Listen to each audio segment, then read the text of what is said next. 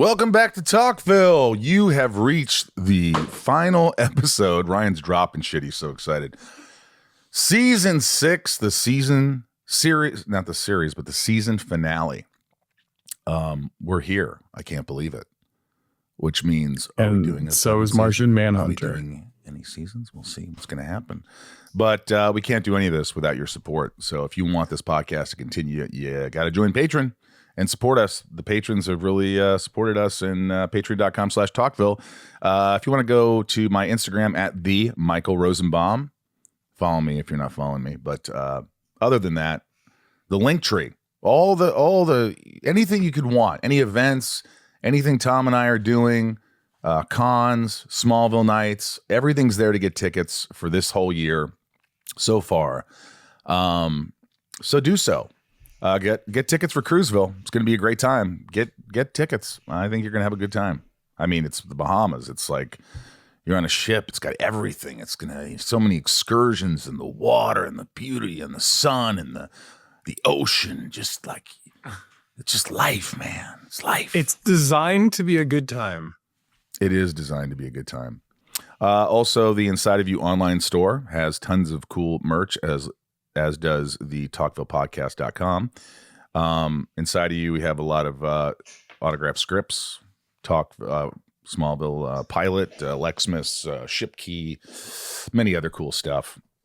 Many other cool things. Cool stuff. What else? Oh yeah, Rosie's Puppy Fresh Breath on Amazon. If your dog's breath sucks, trust me, get a bottle of Rosie's Puppy Fresh Breath. It's my product, and it's just a cap full of Puppy Fresh Breath in your dog's water. It's odorless, tasteless. Your dog doesn't know the difference, and I use it every day on my dogs, Blanche and Charlie. So hopefully you'll get some Rosie's Puppy Fresh Breath. There you go. If you didn't get a chance to call in our hotline and leave a question for this episode, make sure you do it for future ones. All that info and more is in the show's description. And before we get into this episode, I'd like to say a big thanks to Bryce. Bryce, Nah. you are the thing that makes the show tick. You are the you're the heart and soul. Show. What's that? I don't know how you do it. I really don't know how you do it. Yeah. I couldn't do it. We want to say thank you from the bottom of our hearts. I want to specifically, I've been working with you, and you have a new job, but you're going to continue on Inside of You because obviously Talkville is a lot of work, and we just we love you and we appreciate you so much. And I was freaking out. I was like, oh no, I didn't freak out, but I was like, I don't, what are we gonna? I guess we just can't do the show. But then you were hoping. You were hoping. Well, then I was thinking, the only person that could possibly do it is Ryan, but he's going to immediately say, no, I can't do it. And I called Ryan and I said, hey, here's the deal, blah, blah, blah. I don't know if you're interested. Yep, I'm totally interested. I'd love to do it. And I go, what? Who are you? And so Ryan wants to do 5 episodes a week, I heard. Is that true? No. But there's no better teacher than Bryce, and Ryan is in good hands, and Ryan's a bright guy, and we're here for him, and he's going to kick ass, and he's going to produce the show and do all the things that Bryce does. And, but Bryce, again, I can't thank you enough. I can't thank you enough. I mean, you make it effortless. Nobody could do this like you. And again, I couldn't do it without you. And I love you, man. And thanks for doing this. Oh. Yeah, appreciate it. It's wild to think that the most consumed media I've had over the past 5 years has been the show Smallville. I wouldn't have. Yeah. I'm sorry to hear that. Yeah. But yes, so Ryan will take over if we do another season, a 7th season. If anything sucks next year, it'll be Ryan's fault. No. Big shoes, big shoes. Well, Bryce is always there if he needs help. Everything's, he knows what he's doing. There'll be things along the way he'll learn, but I have. It's impossible to do a show exactly like Bryce, but there's a a legacy left behind for me to inherit. Yeah, and not only that, but you're going to have everything is at your disposal. Yeah. The Instagram clips, the things he does, the way he does it. You just model that and do it your own way. Oh, I need all the passwords, by the way. Oh yeah, there you go. But then things are going to change a little bit. Yeah, Tom. We're going to do things a little differently around here. It's going to everything's going to be noir, black and white. It's all going to be We're going to have themes and costumes and But come on, see. We'll do a musical episode because I know you guys are thrilled about that. Oh boy, a musical Talkville episode. But all kidding aside, everybody out there who's listening or watching who's appreciated the show, it's all because of big Bryce. Thanks to Bryce, because Bryce is the show in more ways than you think. We're just talking heads here in a lot of ways, and I know we were the actors in the show, but it shows you how important the producers are, the editors, the engineers, everything to make a show the way it is if it's successful. And it could be the you take Bryce out of this. Number one, it doesn't happen. No. You take Ryan out of it, and Michael, nothing that in your studio works. No. So without you guys, we can't do this. So hey, I could actually do things, but Ryan does them better. And Ryan doesn't let things slip through the cracks. And the only thing I can't do is hang this goddamn sign in the room. Yeah, that sign is got to be pain in the ass. Better. Anyway, look, without further ado, let's just do it. We love you, Bryce, and congratulations, Ryan and Jason. Keep killing it, and we need you to help Ryan transition, smooth sailing. And without further ado, let's get into season 6, episode 22. This is Phantom.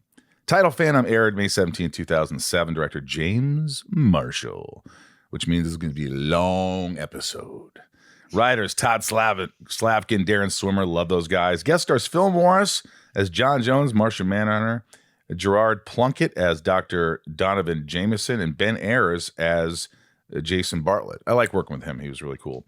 Synopsis. Things come to a head with Lex's evil clone testing as his attempt to secure the host for his army endangers countless lives and leaves Clark to face his most difficult challenge yet. This is it. This is a big episode. I thought it was extremely well directed. My favorite line from the episode is when the doctor says, definitely no alien peptides, which is a good way of saying he's not an alien. Yeah, that's true. After a classic previously on Smallville recap documenting Clark's battle against the Zoners, Lex's evil testing, and Lana's perpetual trauma, we start this episode on a spooky night in Quebec. Yeah. Quebec. Yeah. Je t'aime, comment ça va? Canadians? Yeah. Montreal? Yeah. Au Canada. Au Canada. Justin Trudeau, I'm out of French words. The Martian Manhunter pays a visit to a distressed family during an exorcism. The power of Christ compels the man to rise up and rip out John Jones's appendix. After the priest makes the smart business decision to abandon the exorcism. Yeah, that priest is out. He's like, bye. Peace. Jesus. Good luck with your demon. Lex Luthor and his SWAT team raid the house hoping to act as Ed and Lorraine Warren. You know who they are? They're from The Conjuring. They're a real couple who exorcised or, went into these possessed houses. That was the little insight. They worked out a lot? Huh? They worked out a lot? Yes, they exorcised. God damn it. Before they can apprehend the man, the Zoner Bizarro escapes into the night. He was creepy. The old guy? Yeah. Yeah. That was really creepy. He was really good. All that stuff on his neck. I don't know if that was him or if they put that on. I was worried. Krueger stuff. I was worried. Yeah. I was like, "Oh, this is gonna be really corny and cheesy." And I was like, you know what? Not bad. Because the next day, Lionel walks in to check on his son, who is paranoid, agitated, and clueless to the games Lana is playing behind the scenes. Lionel talks about the nudge he gave to keep Lana in the marriage, and Lex suggests he put an egg in his shoe and beat it. And back on the farm, Clark is preparing to be an empty nester as Martha heads to Washington. She suggests Clark cut town and get some distance from the love triangles and people trying to expose a secret. Clark is adamant to stay and protect the farm because he loves the farm. He loves And the farm, even if the farm decides to marry his nemesis. Over at the town. Just when motherly advice says leave town to avoid the triangle, who shows up? Over in the Talon, Lois's apartment is covered in paperwork as she is trying to crack the case after Wes's death. And after she realizes that his final ramblings were coordinates leading to the dam, what's that? We cut to a scene with Lex's scientists discussing the peptides and Borophyll needing to build his army of dead. More like Borophyll. I was loving this. That was good. It's fun to see it written down as Borophyll. Yeah. You know that's from, don't you? Is that Billy Madison? Thankfully, And the kid goes, chlorophyll? More like Borophyll. Yeah. I guess that's your theory. Hey, how's about you, Sideburns? Great, grand, wonderful. That's what I. Is everybody on the bus? Yeah. Lana returns to her old stomping grounds, the Kent Farm Lookout. She tells Clark the 3 words he's always wanted to hear. I'm leaving Lex. It could have been 4. She could have said, I am leaving Lex. Clark can't handle his smile until he realizes this means that she is leaving Smallville to protect herself. He makes a brazen super speed showing off his powers and revealing his extraterrestrial origins, failing to mention that his entrance to Earth killed her parents. To which she responds unbothered and plants a big wet one on the alien boy. It was a very big wet one. This scene gave me some chills. I mean, it's so bittersweet. He's like, check this out. I can super speed. I'm from another planet. It's light years away. Too late. And she's like, that's away. And she's like, that's great, but I gotta go. Yeah. It was intense. After learning that it was Lionel who threatened and manipulated Lana into changing her Lang to Luthor, Clark rushes to Luthor Corp. There we see one of the most impressive feats in the show yet, Lionel Luthor making a call in an elevator. As he exits, he begins getting tossed around and choke slammed by Clark. No, listen, Clark. Tell me why you cut your hair. Tell me why you cut your hair. Give me the name of your barber so I can mess with him. Lionel tries claiming Lana was a pawn to help get close to Lex to stop his zoner testing, but Clark is love blind. Before he can put a dent in Lionel's head, the Martian Manhunter rushes in and claims, no, he's good. Lionel's good. Good timing. He's good for you. Yeah. Back in Smallville, Lana confronts Lex before leaving town, telling him she can't live like this anymore. And by this, she means being manipulated into believing she became pregnant and lost a child, all the while her husband experiments on superhuman clones. Is this when he smacks her? About to be. He tries to write everything off to his love for her, but Lana twists the dagger by saying he was never capable of love. After being confronted head-on about the fake pregnancy stunt, Lex questions whether she's actually upset over Clark, before backhanding her on the way out. All right. This I didn't like. When he smacked her, I immediately go, whoa, wait. He hit her? Mm-hmm. That's uncalled for. Mm-hmm. Like, that was, to me, like, that was the worst thing he could have done. Do you remember if they filmed options for you where you didn't hit her? I don't think he should have smacked her. I think he should have been like, he's like, what, you gonna hit me? And then she walks off or something. Like, I just don't think the hit was necessary. It made me feel gross. Even though I didn't do it, I was like, ew. I know. He did it. It's still uncomfortable.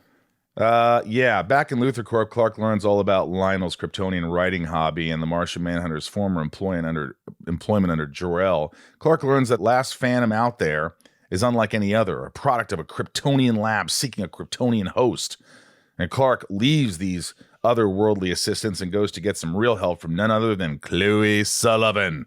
She surfs the web until she finds a potential case that could lead to the whereabouts of Bizarro. Using the coordinates and the technology of a cool flip phone. A flip phone. A flip phone. That's what they should have called them, a flip phone. Yeah, flip phone. Lois heads to the... Damn, what's that? She uses covert techniques to sneak underground and begins fighting with security, leading her to get stabbed in the gut. That was a lot. Yeah, it was a lot. I mean, they're trying to build as much It's the second gut shot of the episode. craziness as they can on this. She and John are matching.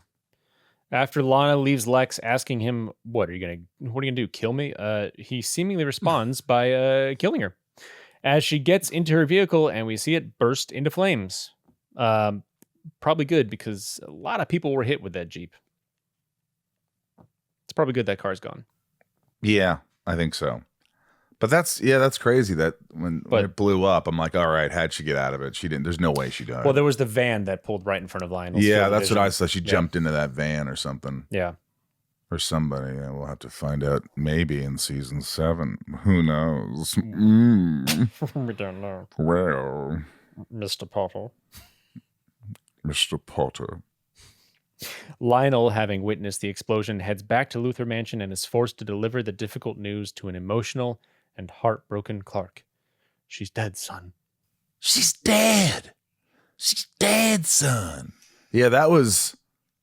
I'm sorry. What do you mean? You know what? I thought your response was really good. It wasn't over the top. It wasn't too subdued. It was right there where you're trying not. That's the key. Like in a scene where you're supposed to be emotional, as human beings, we fight for that emotion not to come out. And that's what you were doing. You were like trying to not cry. And that's what I saw. It was really good. It was really good. After one LL dies, we see Chloe arriving on the scene of another dying LL, Lois Lane. Chloe breaks into tears with her cousin's unresponsive. And you know who I sound like? Mitch Hedberg. Mitch Hedberg, yeah. He's like, after one LL dies, we see Chloe arriving on the scene of another dying LL, Lois Lane. Chloe breaks into tears with her cousin unresponsive in her arms. As her single teardrop onto Lois's face, it emerges a burst of energy that freaking revives her. WTF. That was crazy. What's your favorite Hedberg, Jeff? Look at all the limes in this drink. Look how they float. That's good news. If I'm on a boat and it capsizes, I will reach for a lime. I'm saved by the buoyancy of citrus. What the heck are you guys talking? I like rice is the perfect snack if you're in the mood for 1,000 of something. Yeah. Rice is a perfect snack if you're in the mood for 1,000 of something. As a result, however, Lois wakes up and then finds Chloe cold and unresponsive in the corner. Worst power ever. Yeah. What the hell? I guess, I was waiting for that. I didn't see that coming, like Chloe's power. Super tears. So it just drains her. It's like she saves someone, but it drains her completely. She's obviously not dead. I don't know. She's not dead. She's got super empathy. I don't know. I didn't even know she had a power. So far this season, Lex has murdered a man on his wedding, convinced his wife she lost a baby that never existed, tested on a decorated military veteran, so conducting testing on a small child is par for the course. Smacked his ex-fiance. He proceeds with testing on the small Quebec child who is possessed by Bizarro until the kid jumps through the glass and kills Lex's bodyguard and scientist. How could they do that shot of the kid dragging the scientist? It was a dummy. They have a dummy. You could see by his arm it's not moving at all, and he's just pulling it. It's just like, it's a dummy. They did a good job. I thought that too, but it was a dummy. It's creepy. It was a dummy. You dummy. You big dummy. Lamont. Maybe they hired a strong kid. As Clark makes his stroll into the dam, who's that? He pumps into Lex, making his casual escape from the Menendez child. Clark accuses Lex of having Lana killed, but he feigns ignorance before running away when Bizarro turns the corner. Clark attempts to use his Kryptonian emblem to trap the Zoner, but instead gets blasted through multiple concrete walls. When he gets up, he finds a smug, cooler carbon copy of himself standing in wait. Having literally lost everything, Lex makes his escape from the dam, only to be confronted by a squad of police cars with weapons drawn as they make their arrest for the murder of Lana Luthor. Oh, boy. Oh, yeah. Husband's always the first suspect. Someone's in trouble. The cloned Bizarro Clark starts kicking the real Clark's ass. Clark turns the table and begins getting the best of Clark until Clark overpowers Clark, causing major breakage to the dam, threatening to collapse the entire infrastructure. Lionel walks in to save the day by hitting Bizarro with kryptonite, thinking it will weaken him. However, it only seems to make cool Clark stronger. In the final showdown, Clark decide to settle things with the Oklahoma drill, which sends real Clark flying through the side of the dam with Bizarro Clark, metal face and all, flying after him in pursuit. I mean, look, this is something that fans love. They love Bizarro. Yeah. They love this stuff. I thought it was cool. There was a lot of energy, a lot of stuff. It was almost like this end of the episode took off at the end. It took off and made you go, oh, what happened to Lana? What's going to happen to Chloe? Lois is okay. Now, how's Clark going to beat this thing? And if he beats it, is he going to beat it in one quick episode and move it on? Mm-hmm. Or is it going to linger like a Cranberry song? I don't know. But I thought this episode was great. Closing thoughts. If Lana indeed faked her own death, she had to have known that it would drive Clark to want to kill Lex, right? Was this oversight or purposeful? She'd probably want him dead. Another finale with seemingly everyone in jeopardy of dying and Clark hopeless to save the day, but it's still compelling and pulls you in. In general, what do you think about this season? The evil testing, Lana marriage, pregnancy, Justice League. How did this season sit with you? My favorite season. I think this is Me my too. favorite season. I think it's my favorite season, Ryan. And now it's time for Ryan's favorite season. I liked it. That's fine. No, it was good. Yeah. There were a lot of highlights. I think I had lower It was ratings. fine. It was good. It was the best. But when I think about the ratings, I think I had lower ratings this season for some reason than you guys. Ooh, that's something to look at. I don't know. We'll have to wonder find what- that. We'll have to get the We'll final have to count. find that in the bonus app. We might have to eat our own words. If we look back at our rating this year, I wonder if it's lower than last year. This is the first season Michael hasn't given a bomb. Okay. Oh, Until today. I can answer these questions that Bryce put up. Tom, any memories from the fight scenes with your double since this wasn't Chris Sayer? I do remember making a choice that, Clark always has this, okay, I can do it kind of attitude. And with Bizarro, it's like, I'm going to kill you. And so even when they were running at each other in slow motion, it's two different characters running at each other. So I actually found myself kind of proud about that. Nice. Interesting things of note. The longitude and latitude coordinates that Lois find are just outside of Kansas City. smart, because Smallville is supposed to be in Kansas. Mm. But with a lot of pine trees and rivers. This is the last episode featuring Annette O'Toole in the role of Martha Kent as a regular cast member. Oh, man. I had a feeling when she closed the door, I didn't like that. So in the span, I'm not going to ruin this for Ken the Limerick guy who's still in season 6.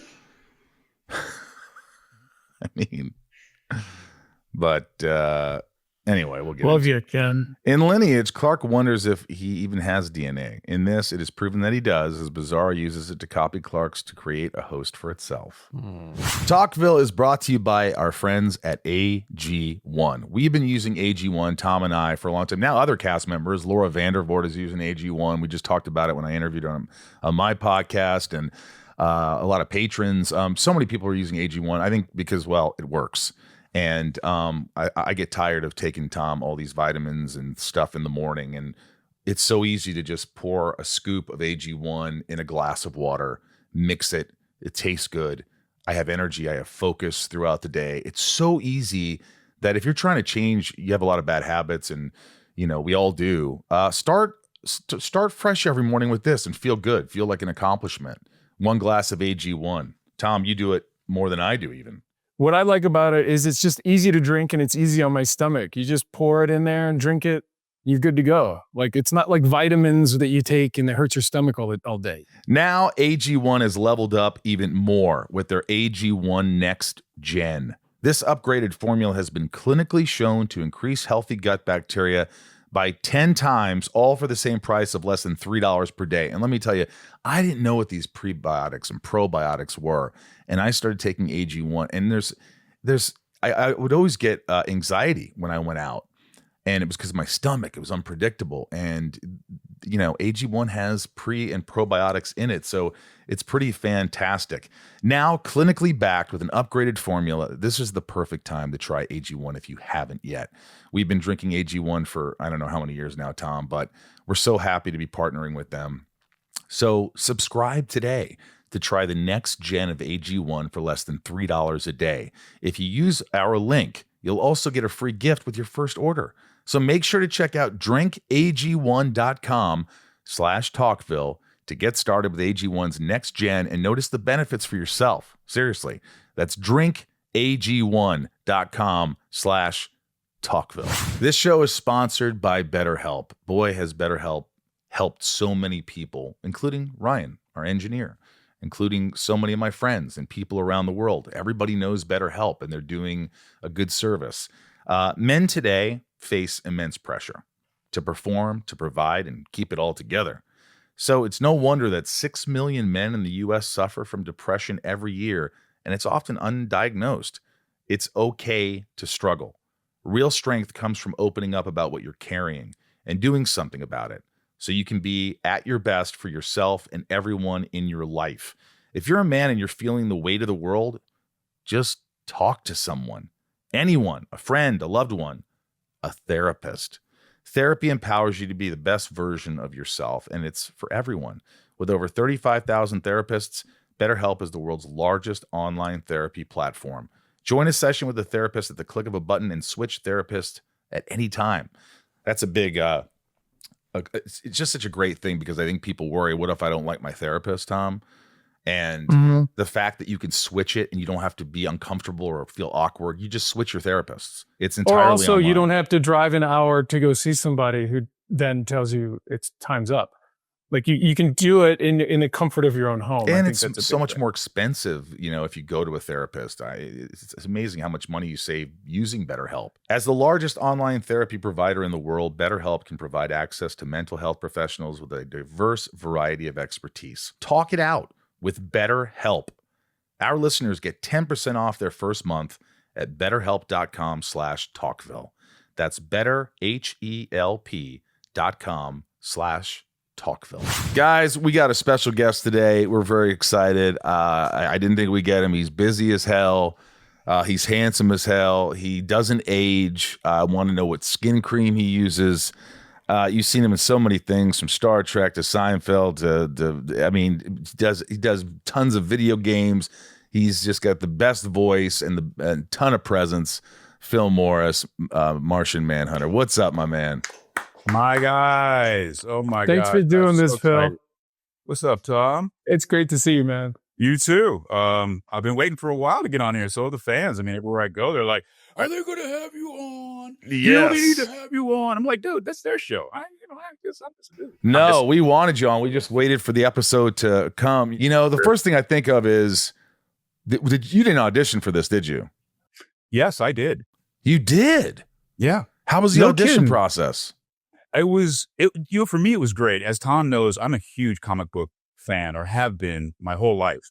I don't really collect now, but I've been doing it since I was 7 years old. I mean, I have 20,000 issues myself. So, I mean, I felt like I had John Jones in my heart and soul when I walked in the audition. It wasn't as though I was auditioning. I was just living and breathing as John. And I think they felt it. They saw it, obviously, and they saw fit to cast me as John Jones. I was honored.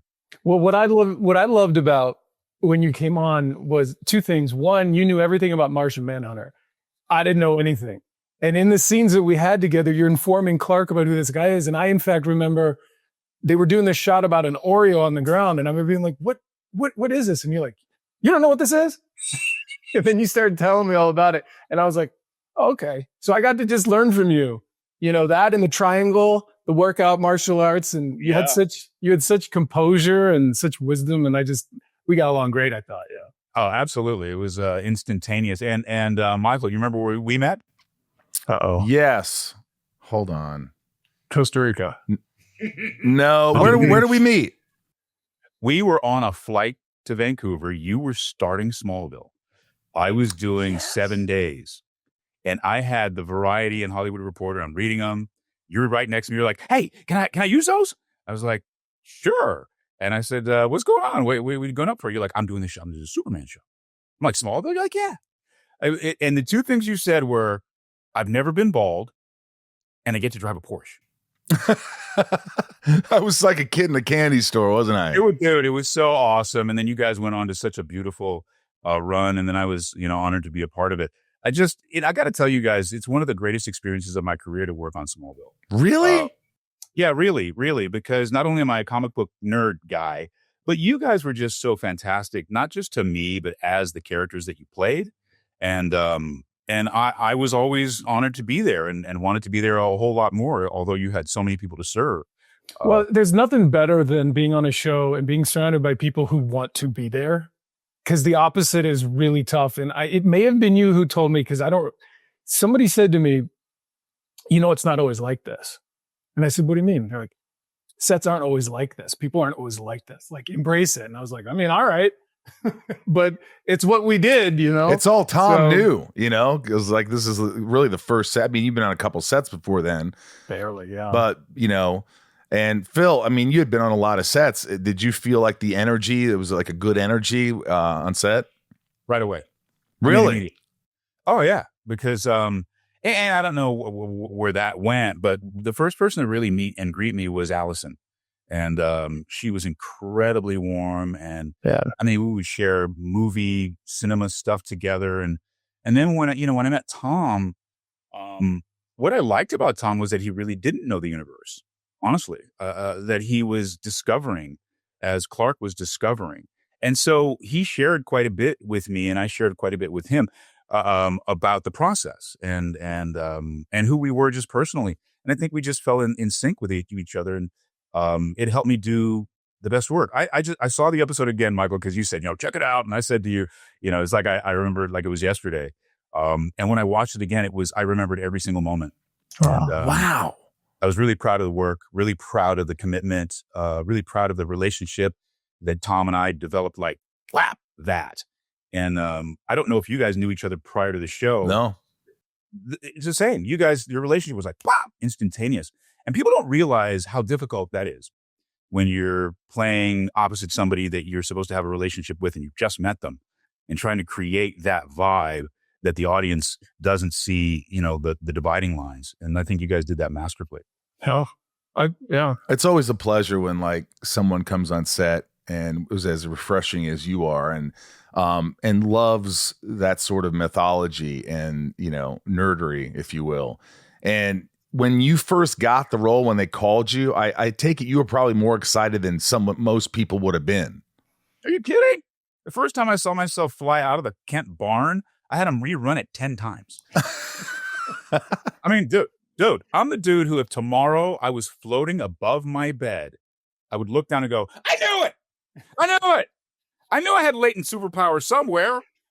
So yeah, I was extremely excited. I got that excited when I got Doom Patrol as well. I'll never forget. I was in the parking lot of Target, and my agent called me like, you got it. And I was like, what? And I'm dancing around, and these people are looking at me. I'm like, no, I just got this great job. It's a comic book show. You probably don't know it, but it's amazing. It was the same thing with Smallville.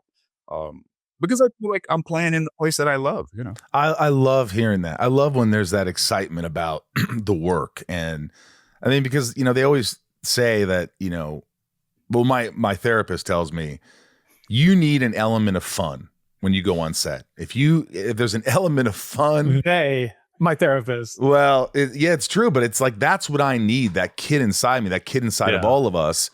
And Smallville was definitely a place to achieve that, because we're all kids in a way, and that inner child should stay, that fire should stay lit.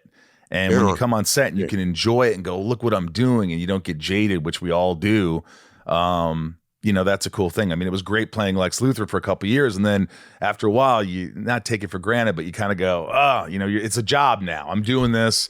And, and you always try to have fun, but, and it's always, I slipped into that almost every day. And the thing that I would always sort of just like pull energy from is people like Phil, I was always so thankful that people chose to be guest stars on our show, because I needed that energy. Yeah. Because the monotony of being there all the time, and like that was part of my struggle as well. And maybe that's, I could just, I could take your energy all day, Phil, even now.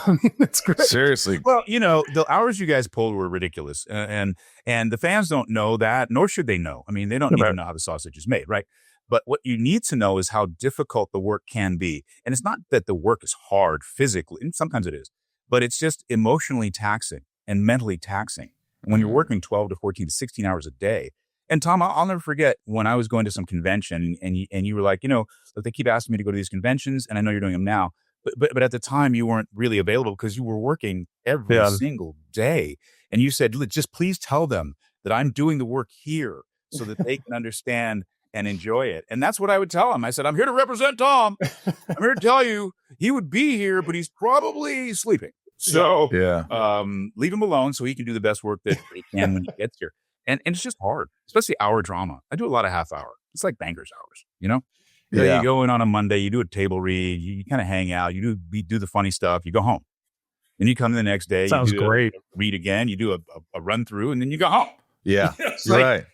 It's very different. Hey, Phil, what is, if you had to choose Star Trek or Superman?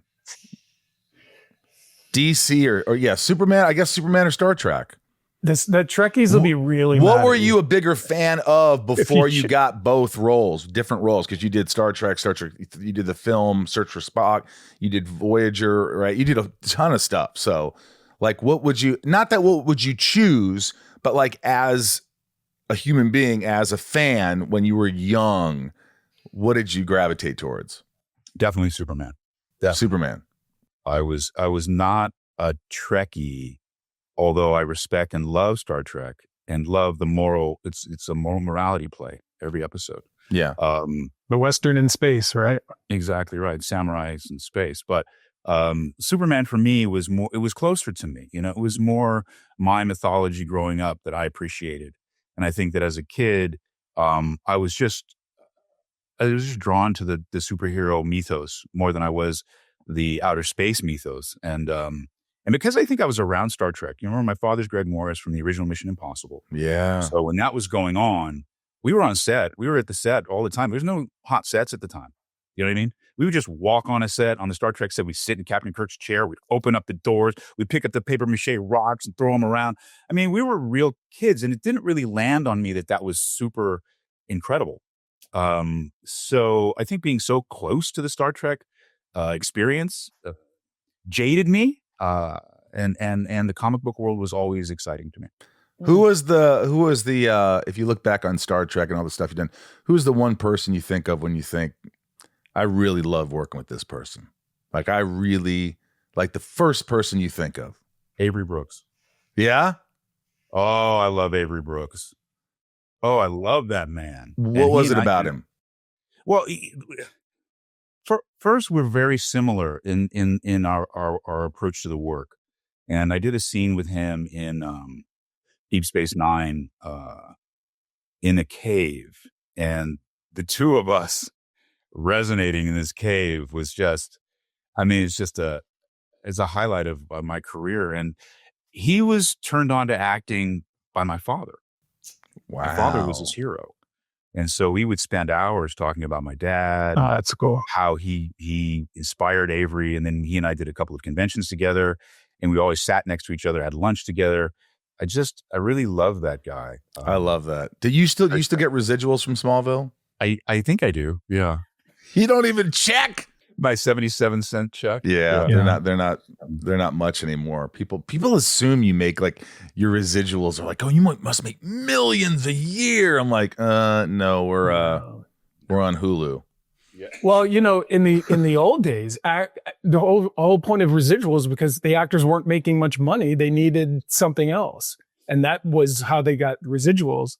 And then now it's a declining scale if you're on a CW diminishing returns. Even if you're on a network show, it's just diminishing returns. Well, Phil, what are you working on now? Anything we should talk about or anything we should mention? I was not able to do this show last time because I was doing the Upshaws for Netflix, and nice. They just finished their series. Series ended a couple of weeks ago, and I worked with Wanda Sykes and Mike Epps and Kim Fields and so many amazing comedic actors. And I'd worked with Wanda on her show Wanda at Large, and I'd worked with Mike on #BlackAF. I don't know if we can say what the F means here. But so I'd worked with both of them, and they're both forces of flippin' nature. And I played first a mentor to Mike and then his adversary. And to work with those kinds of comedic talents, I love, because you don't know what's coming. You don't know what's happening. I mean, they're going to throw you something, and if you're ready for it and you can kind of collate it and throw it back to them, then you got something. So I just finished that. I just finished a new audiobook. I'm doing a Star Wars game now. Man, it's a lot of work. It's a lot of stuff. Lastly, I got to ask you, what was it like working with Seinfeld? Jerry and I are boys. Are you? Jerry and I are boys. Yeah. You still talk to him? Yeah. Oh yeah. I just did his commercial for Unfrosted. Well, not just. This was like a year ago. I did. They flew us to New York to do a commercial for Unfrosted, his movie, and we just talk cars. And when you're there and you're talking cars and not trying to be funny or trying to impress him, he's your Huckleberry, man. I love Jerry. I love that. Well, look, we love you. We're so honored to have you on this podcast. I'm grateful for you. You're a great man. I hope we can connect again soon. I'd love to see you. And thanks for being part of this. Thanks, guys. Thanks for having me. Good luck to everything, and I appreciate you so much. Michael P. for the finale. Just so you know, Ryan's favorite scene was not the scene that either Michael or I picked. Well, this won't answer. This will be edited, so it will be before, so you don't know that. Michael P. That's Ryan's favorite scene from this episode. See if you can guess Ryan's favorite scene. Is it the first scene where it's the zombie thing in the beginning where the exorcist? Is it? Hold on. Is it B? The Bizarro, or no? C's the Bizarro fight. Clark against Clark. The second one was Clark telling Lana that whole thing, the spiel about his superpowers and all that. Hands down, it's got to be. Oh my gosh! He guessed. You got it right. Michael and I both did not. Yeah. Again, Ryan, I don't know if we're brothers in another life, but that would. Michael, what did you love about this episode, and what were you hoping for more of? This is, first of all, I want to thank you guys for having me back on the show. I'm so excited. Bryce reached out, and of course, whenever Bryce needs something, I'm going to jump through whatever hoops, especially for this. So I'm very excited to be here. On that note, not to interrupt you, but I will. This is Bryce's final episode. He's leaving us. So we're all saying goodbye to Bryce this episode, just so you know. Yeah. Bryce, I love you, buddy. I know. love you sincerely. He's I a love genius. you, and I appreciate all that you've done. And I wish you the best. My wife and got everything. pregnant again. He promised me he'd never leave me on Inside You, so he made a promise. That's a joke. Oh my gosh. I was going to say, who's the father? Because I know you don't have time. Well, again, Bryce, congrats. So you are having another baby, or no? No, if he does, I'm going to kill him. Congrats on future ventures for you, Bryce. Sincerely, I appreciate you a lot. And I'll leave it at that. Enough with the kids. Enough with the children. Enough the kids. Enough with the children. Hey, fair enough. You're going to let four kids grow up fatherless? To answer your question about this episode, what did I enjoy about it so much? I think simply put, and I made this joke the other day, the episode's called Phantom. I wish it would be called Finally, because finally, after 6 long, very long years, Clark tells Lana everything she needs to know. So if I had to sum it up in one sentence, it is Clark tells Lana. And that for me was, that's a huge milestone in the series. And regardless how much you love season 6, this to me is a milestone that you can't ignore. And I think that's in part why I love it so much. Do you know, Michael, I had no idea that Lana knew his secret while I was doing this. And why would I? Why would Lex know? Why would Michael know? I didn't need to know. It was cooler that way. That's fair. Well, I could tell that because today, I know this will be released here in the future, but today you guys released Trespass. And I think you had made a comment, something to the effect of, when is Clark going to find out, et cetera. So I figured you didn't, but that's fair enough. Why would you? Yeah. Why would I? Would you say that this is your favorite season of Smallville, or top 3? And what is your favorite season? It's a great question. My gut reaction, and I'm going to be as optimistic and constructive with you guys as possible, but no, season 6 is not in my top 3. I respect it. I respect it for what it is. I thought it had a lot of great highlights, but I would say looking back. Let me guess. 1, 5, and 10.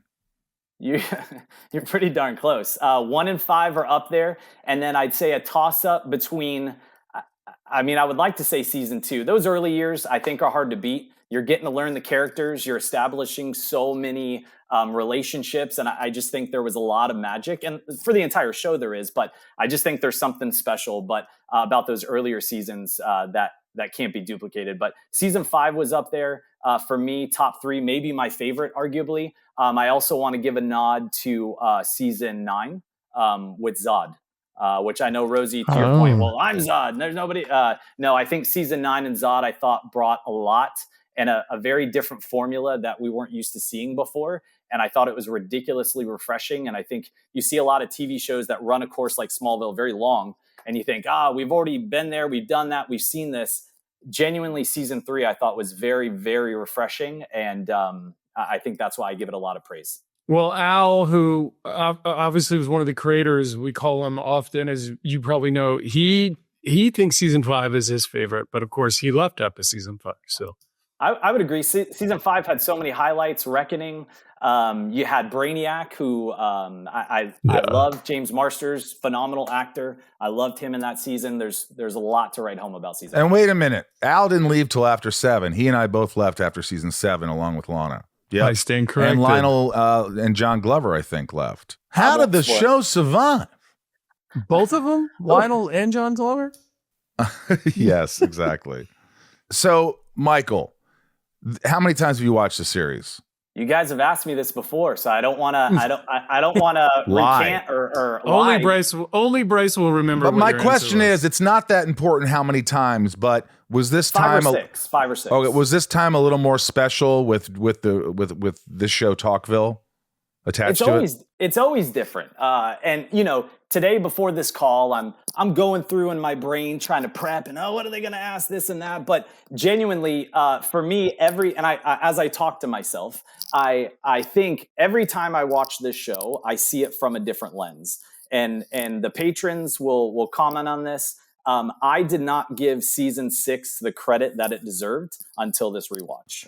Nice. I genuinely feel there's a lot of highlights in this season that I don't think I recognized before. And in part, thanks to this podcast and the patrons and all these discussions, I don't think it got the credit it deserved. And in hindsight, it deserved a lot better. But I enjoyed it thoroughly. It may not be in my top 3, but I enjoyed it a lot. Well, let me tell you, you, along with all the other patrons who have supported this podcast and kept it going, I just want to say thank you. Thank you for all the support and the love. That is just overwhelming and so appreciated. And, I say it a million times, but the reason we do the show is because of our patrons who support the show and keep it going. And as much as we love doing it and entertaining, it's good to have the support system that we do. And so thank you.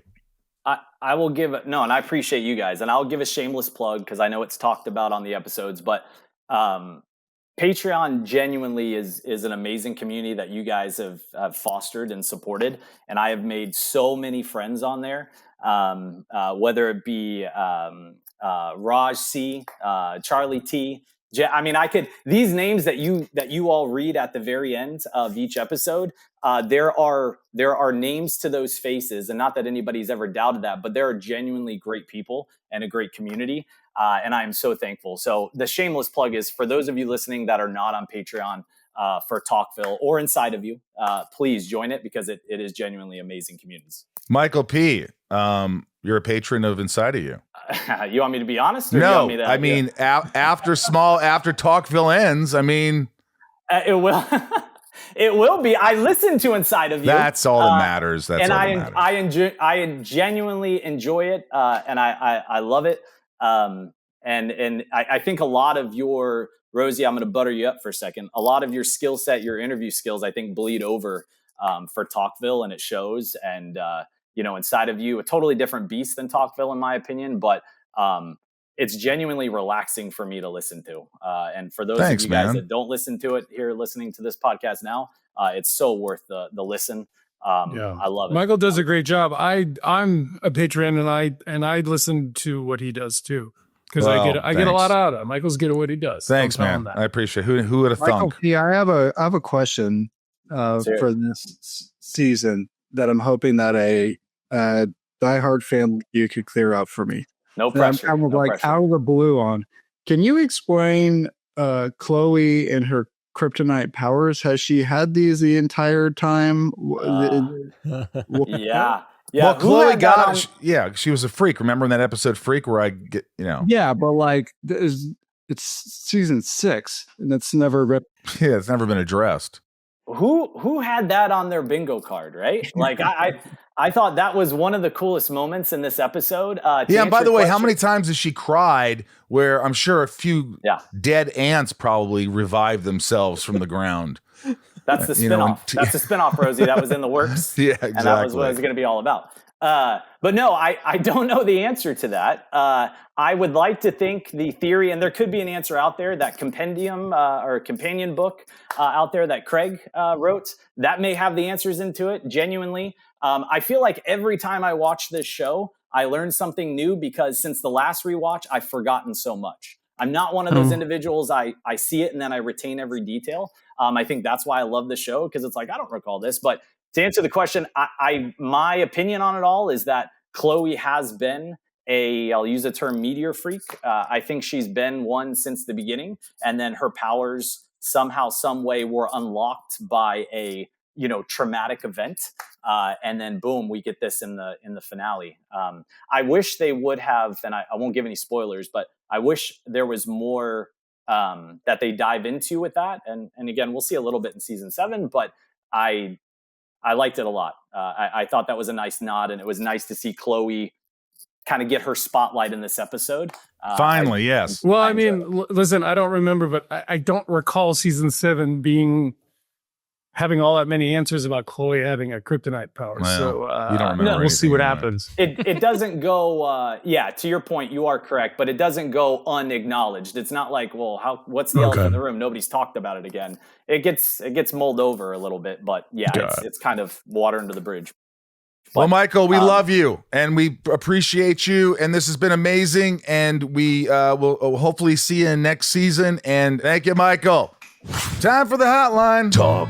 Here we go. Patron privilege. This is Raj. Gentlemen, Raj here with a theory so ridiculous, I may be forced to break the arbitrary 40-second rule, but I promise you it won't be worth it. In the episode Phantom, at the 5-minute 30-second mark, I noticed a painting hanging in Lex's mansion that appears to be a traditional Japanese samurai, except for the fact that he has green skin. So this could be just a subtle nod to the fact that Martian Manhunter shows up this season. But what if this was the way for the show to tell us that he's been around much longer than we think? Could Martian Manhunter be living in green skin in feudal Japan and posed for this painting, which centuries later Lex Luthor came across and had to add to his collection because of his obsession of finding signs of alien life on Earth? So, interesting theory, or just an example of my unhinged dedication finding minute details like this in episodes. I will leave it to you guys to decide. I'm going to say he's right.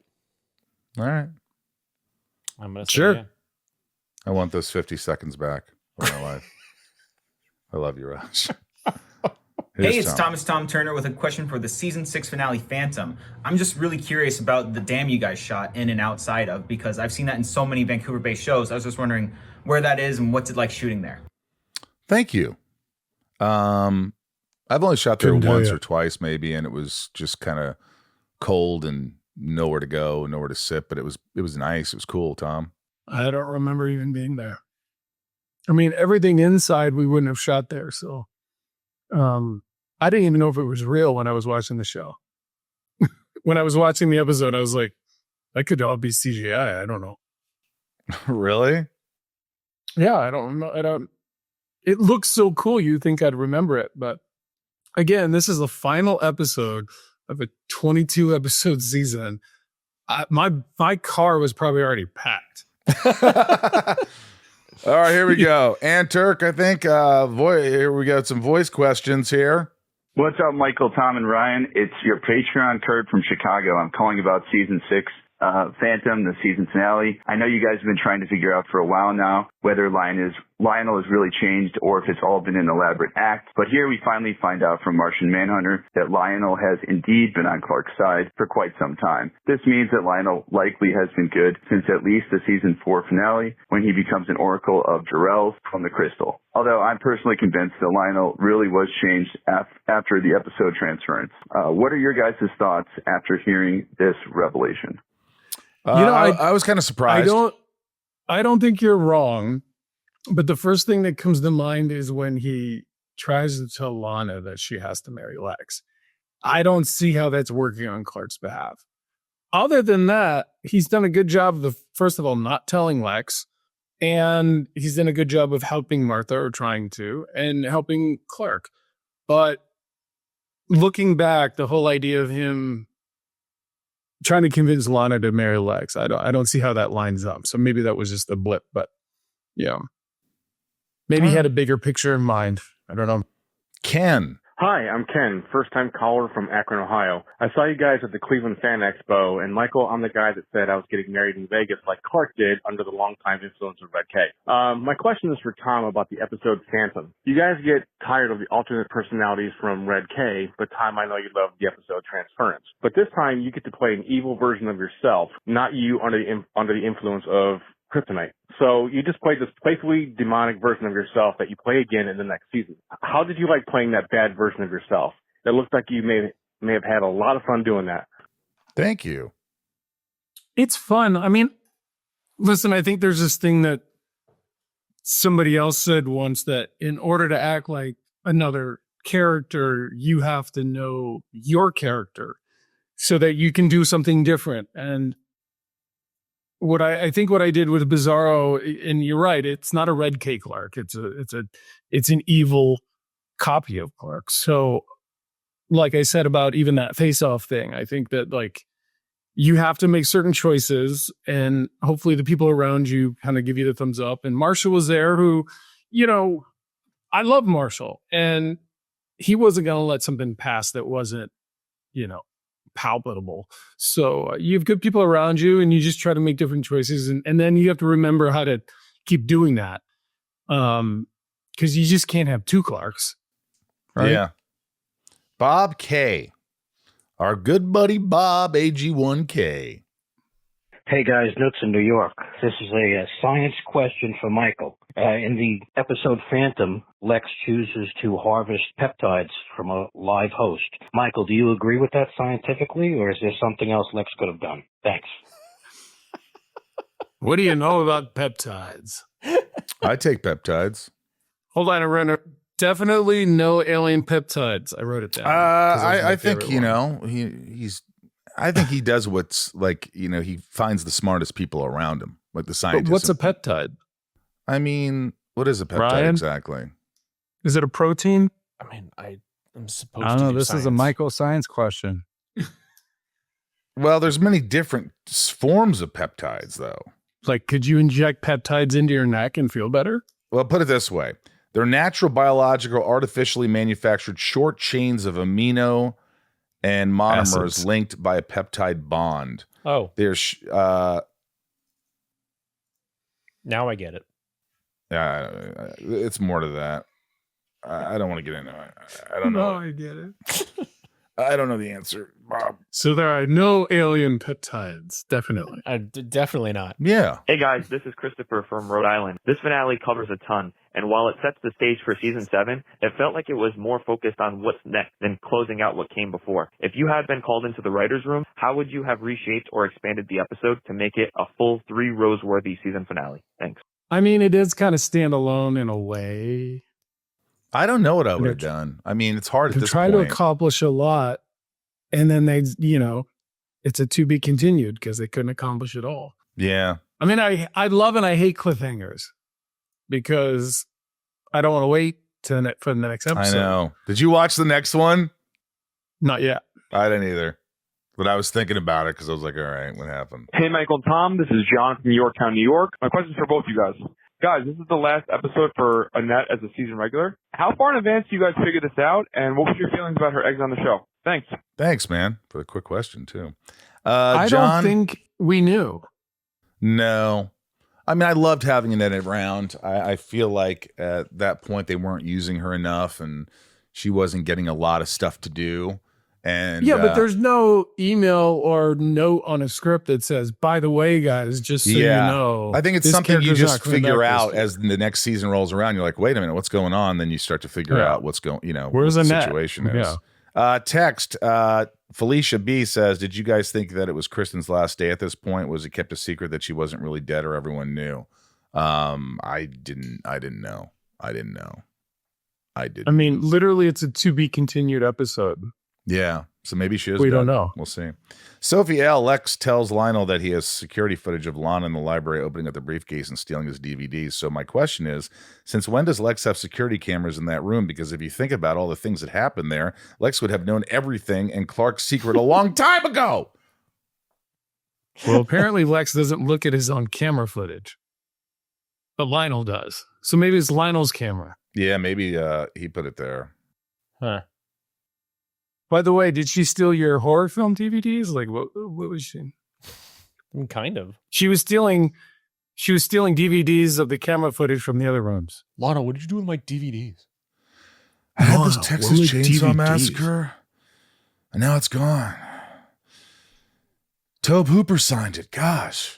Rosenbaum rating system. Rosenbaum We're going to go Tom. I'm going to give this a 2. I thought it was a big episode. I enjoyed watching it. Lots of energy. I was pissed when it was over. You know, because it was like, I lost track that like we were running out of time. Yeah. It was like to be continued. And I was kind of like. Yeah, I give it a 2 as well. I would give it a 2. Larry? 2. Larry. I don't know why I said Larry. I was like, the cable guy? Yeah. Well, look. 2. Finale, big stuff, but not the best one. It wasn't the best finale, so a 2, I think, is right. I mean, it could have even gone, maybe a 2. There's a lot of cool stuff that happened, but it was few and far between, but it still was good. Death and save count. It was a more like internal season finale. Like it felt very pressured. Whereas, like, if you remember the other one where like the tornadoes and everything's outside and everything was bigger, this was very more focused. Scope. Yeah, this was very intense. So many times now with Smallville, just like cliffhanger, and then you'll know it'll get resolved in the middle of the next episode, kind of thing. Bryce is out; he's done. Death and save count, 6 dead. Lex's security guard and scientist get killed. Lois kills security guard. Bizarro kills 3 people. 2 saved Chloe and Lois. Martian Manhunter saved Lionel. Through 6 seasons, 41 dead, 39 saved. Series, 218 dead, 229 saved. Ryan's favorite scene of the last episode of season 6. It's a big one because if either of you guys get it right, you win. No. We can't pick the same one, then. We can't. Well, yeah, we can, but I'll choose first. All right. Here we go. Ready? Should we blindly choose? No, we gotta go with your gut. If we end up in a tie, it's a tie. So be it. Scene 1, exorcism. Okay. Scene 2, Clark and Lana fess up to each other. Mm-hmm. Scene 3, hot Clark on Clark action. Oh. All good scenes. But what would Ryan like more? Well, he's not going to go with the exorcist scene. Maybe he will. What if he? I'm going to write down my answer right here. I'm going to say, done. I hope he doesn't say this, but I'm going to go with number 2. I'm going to go with 3. 1. It's 1! The Exorcist! So we both tied for this season. Oh, it's not the best one. What? That was awful. The freaking exorcism. I think it's because the Clark one didn't end for me. I thought you were going to say Ryan's worst favorite scene? Yeah, Ryan, why wasn't it the explosion of Lana in the truck? Oh, it's so awesome. Hey, you know what? These are Ryan's favorite scenes. They're not ours. This is mine. This is mine. That's me. That is it for season 6. Oh my goodness. Stick around next week as we recap some of our favorite moments and take the final tally on everything from the past 22 episodes. Let's take the discussion online. Remember to join patreon.com/talkville if you want this show to come back. We need you. Merch and all that stuff. Go to the Inside of You online store or talkvillepodcast.com. My Instagram, Matthew Michael Rosenbaum Linktree. But most importantly, a goodbye to Bryce on Talkville. End of season 6. You've done, as I said, a terrific job We'll miss you, but I'll be talking to you and working with you, and maybe you'll be a surprise guest every once in a while. I made a moral promise. I said, when Annette's done, I'm done. And so, Yeah. Well, He's you always know, said that. there's Call Al, there's Call Glenn, and now there's Call Bryce. There's Call Bryce. Are you going to continue to watch the episodes just in case we call you? I might. He won't. No chance. I mean, he might want to see what happens with Lex at the end of season I might 7. just start season 8. How dare you? have we love you, Bryce. love you, Thank you Bryce. for all the Thank good you. times. More good times to come. Please listen to Inside of You with Michael Rosenbaum if you haven't. I know you support this show, but if you're enjoying it, maybe you could support me and just subscribe to the Inside of You podcast. That would really help, and I appreciate it. And we've done it for over 6 years, 150 guests. I try to get people that you would really, in the sci-fi community, in the horror, in the movie industry itself. We talk about mental health. We talk about life. And Bryce is my producer on that. So support that and be good to yourself. And thank you, gentlemen. Remember, folks, always hold on to Smallville. All right, we gotta celebrate. We got to shout out to our top patrons, and we love you and thank you for so much for the support. Patreon.com/talkville. Leanne P, Raj C, Santiago M, Little Lisa, ThomasTomTurner, Shane W, BetsyD, Abhi P, KarenApple M, 99 more, Leilani N, Brett G, always hold on to Smallville, Charlie T, Garrett W, Bob K, Tom N, Jason W, Lana rhymes with banana W, Nancy D, Brian G, Grape Jelly 817, Amanda R, Teddy 127, Michael P, Ryan R, and Randy B. Yes, and that's Lana rhymes with banana. She hates when you say Lana. Anyway, Randy B, I Craig know. G, Jarrell, Heather, and Greg. I made Talkville say butts. Brian H, Eric K, Kristen B, Finky. Early is on time. Damn, who's that? Jeanette E, General Zod, Doug R, Carlos C, Shanna I work hard so my dog has a good life, and Ken the Limerick guy. Mr. Home Arcade, Claire M, D Brown, Jules M, Eldon Supremo, Brian P, Mick Burtz, Ginger Moose, Christoph S, nobody puts Leah in a corner ever.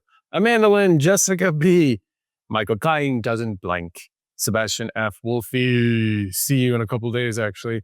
Matthew and Lincoln B, Mary Lou L, Caesar G, Shannon Fofan, and Matt Maverick, Randy S, Cassie B, Danny, Mo Mirabel, Mary K, Sophie L, Nate, and Steve Danger. See what I did there? When you're rich, you aren't crazy, you're eccentric. Rosenbaum fan, Sammy Sharman. Corey L, don't forget Corey L. Carrie Ann, the Alexander Castle, sorry, Jenny B, Corey 76. Monica T, Ms. M, Emily, who locked Jeffrey K previously on Smallville. Keith B, Cookie, Carrium, Libertariat, Danny Z from Cleveland, Biagio C, Felicia B, Lady J, Madison H, as told by Helen, Kelowna A, Natalia, Dear, Dr. J, Kurt F, Clois, 28, Dr. G and Dr. T, Krypton, Knight, Ned L, Flirtatious B, Per 6, a Luther Corp subsidiary, Naman L, Smallville for Life, Bobby B, Kendrick F, Stacy L, Other Brother Daryl, Melanie P, Charlie M, Cheyenne F, AJ Sisson, Heather H, Tom N, Michael's friend Mickey. Hi, Mickey. Allison C, Karen H, or Karen H, we always mess that up. The Real Chucky B, We'll never Hubs, know. Cuban Boy, Laura C, Sarah C, Adam C, Jackie J, John W, Jet Blazer, Michael, hi, Bradley H, Laura L, Dan L of Chizona, Maria P, Lishish W. We love you dearly, and thank you for all the support and love, and we'll see you very, very, very soon.